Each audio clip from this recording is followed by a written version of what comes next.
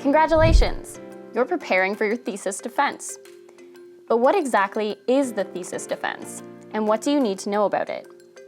In this video, we'll talk about what the defense is, who's there, what happens, and the deliberation and range of possible outcomes. The thesis defense is a unique opportunity to share with other experts what you did as a part of your PhD research, what you found or discovered, and why it's important. Although there are a lot of regulations guiding the defense process, remember that this process is really about you and your work.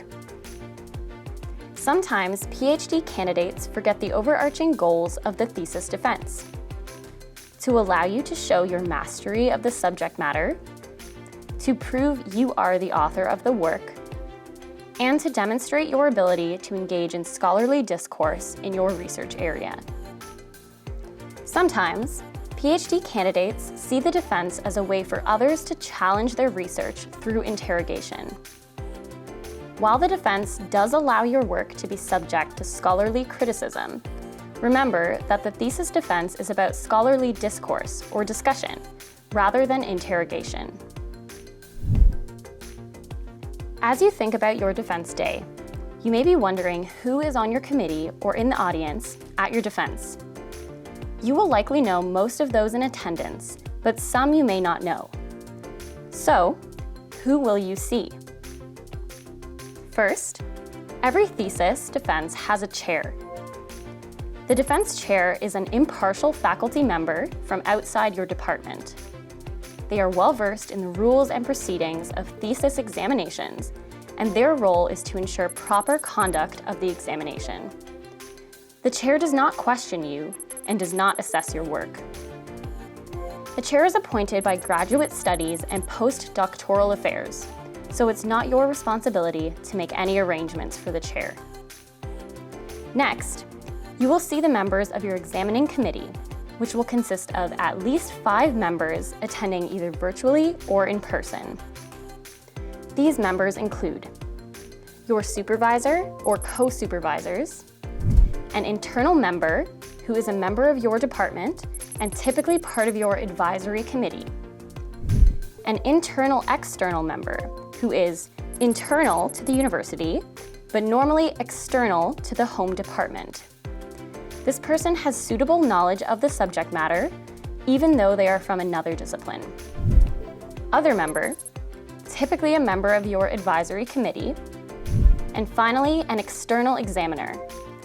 An external examiner is an arm's-length person with a doctoral degree and expertise in the subject matter. Their role is to evaluate the thesis from a fair and impartial perspective.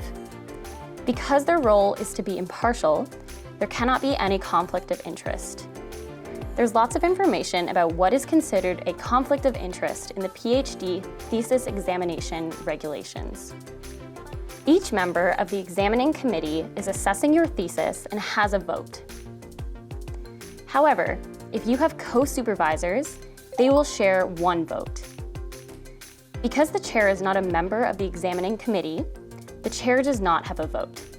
At the University of Waterloo, it is also standard to have defenses open to the public, so you can invite your friends, family, and colleagues to be there. Check with your department to figure out what options are available to you. In some cases, such as when there are intellectual property concerns, a closed thesis examination can be requested. This means that all those in attendance at the thesis examination, including the examining committee members, must sign a non-disclosure agreement. Closed examinations must be requested as early as possible and, at the latest, 1 week prior to the submission of the thesis. As you're surrounded by all these people at your defense, remember that this day is about you and your work, and that everyone around the table and in the audience wants you to succeed. If you've never been to a thesis defense, or haven't been to one in a while, you may also be wondering, what happens at a thesis defense? There are 3 major components to every thesis defense. The first is the welcome. The chair will open up the defense, go over the order of proceedings, and welcome all attendees. The chair will also introduce the various members of the examining committee. After the welcome, the examination will formally begin with your oral presentation. The presentation is no more than 30 minutes, but the exact length expected can vary by department or discipline. The format and expectations for the presentation can differ by department, so it's recommended to check with your supervisor to confirm departmental expectations.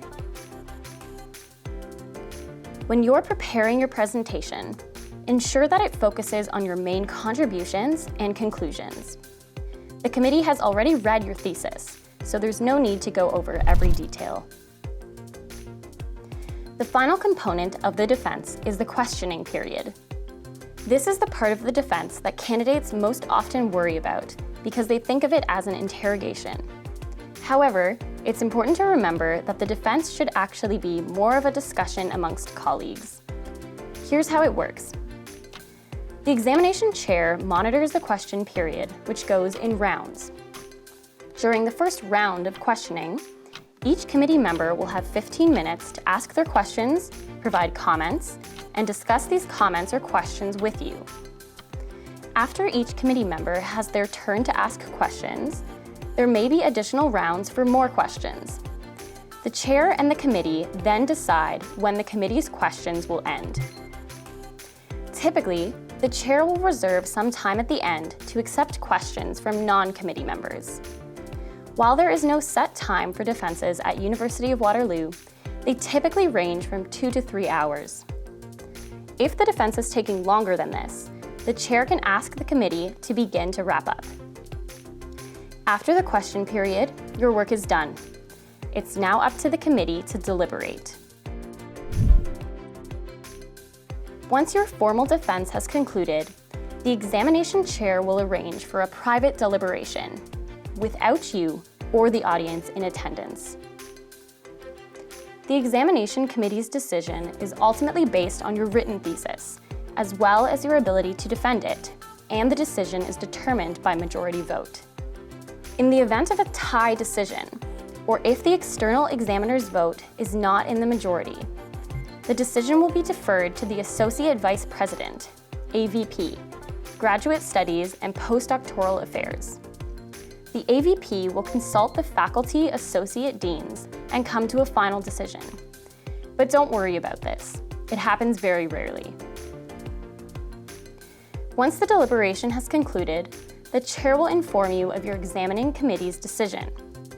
There are 3 possible outcomes. Number 1, accepted. This means that the thesis is completed to the satisfaction of the examining committee. While it is normal to still have revisions required, they are typically minor and typographical or editorial in nature. In this case, you would have 1 month to complete all revisions and submit your approved thesis to UW Space.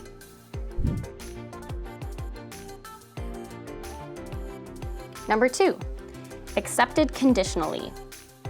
This means that the oral presentation is satisfactory and the thesis is acceptable, but content changes are required. A re-examination is not required, but revisions are slightly more time-intensive. In this case, you will have 4 months to complete revisions to the approval of your committee and submit the final version to UW Space. The third and final possible outcome is re-examination, which is very rare. This means that the oral presentation is not to the satisfaction of the committee, or substantial changes need to be made to the thesis. In this case, the candidate must be re-examined within 1 year. Are you surprised that failed wasn't one of the options? Contrary to popular opinion, there is no outcome that could see you fail on your first examination. The vast majority of candidates have their thesis accepted at their first examination. So you should definitely plan to celebrate your successful thesis defense, hopefully both with the examining committee, as well as with your friends and family after everything has wrapped up for the day. As you think about your defense, take advice from a recent PhD graduate who said, "Have fun." This is a chance for 3 to 4 hours to be entirely focused on you and your research with a table of experts on your topic. Comprehensive exams and defenses are likely the only time this will ever happen. Embrace it.